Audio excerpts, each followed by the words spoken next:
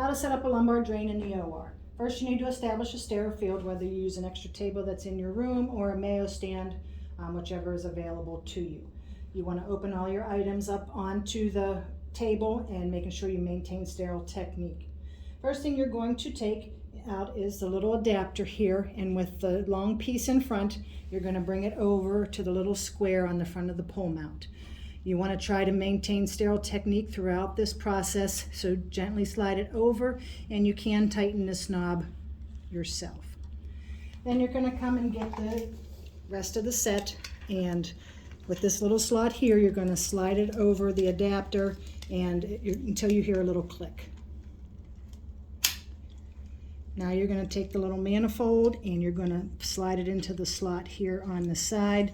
This is where you probably need a buddy to help tighten that for you so it doesn't fall out. This piece, you want to keep the tubing intact and not open it until the anesthesia provider is ready to insert the lumbar catheter.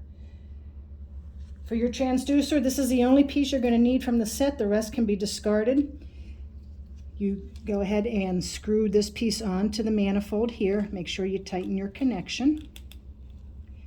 Then you're going to take one of your sterile syringes and put it onto the end here.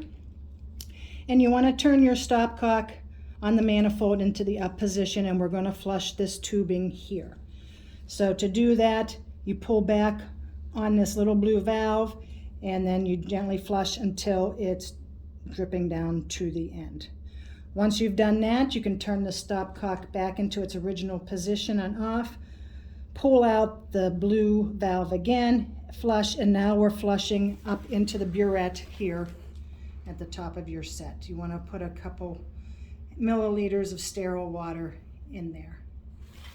Once that's done, you want to drain what you put in here into the bag, but being careful not to let it all drain in so you get an airlock, and then anesthesia won't be able to drain once the catheter is in.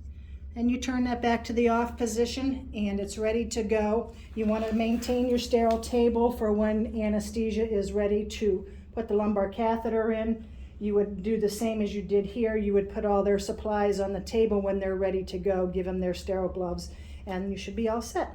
And you may also want to, if they want to take the syringe off, there are caps in your setup here that you can put on.